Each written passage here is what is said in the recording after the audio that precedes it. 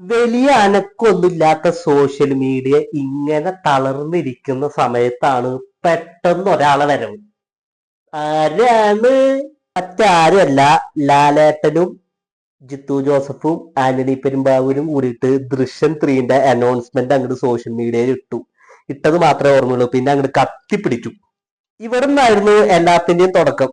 പാറേപ്പള്ളി ധ്യാനം കൂടാൻ പോകുന്നു, കുട്ടി സ്കൂളിൽ ടൂറ് പോകുന്നു, പിന്നെ അങ്ങോട്ട് കേരളക്കര കണ്ട് ഞെട്ടിയതാണ് ദൃശ്യം. അതിനുശേഷം ദൃശ്യം 2 ഇറങ്ങി. എന്നാൽ ദൃശ്യം 2 ഇറങ്ങാൻ പോകുമ്പോൾ എല്ലാവർക്കും ഉള്ള അഭിപ്രായം ഒന്നാം ഭാഗം നന്നായി, അതുപോലെ ആവില്ല രണ്ടാം ഭാഗം വെറുതെ എടുത്ത് കൊളാക്കണ്ടെന്ന് എല്ലാരും ഒരേ സ്വരത്തിൽ പറഞ്ഞു.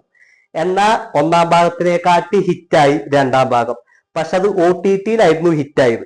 ദൃശ്യം തിയേറ്ററിലാണ് ഹിറ്റായതെങ്കിൽ ദൃശ്യം 2 OTT-യിലാണ് ഹിറ്റായത്. എന്നാൽ ഇനി ദൃശ്യം 3 ഇറങ്ങുമ്പോൾ തിയേറ്ററിലും OTT-യിലും ഒരുപോലെ വിജയിക്കുമെന്ന് നമുക്ക് വിചാരിക്കാം.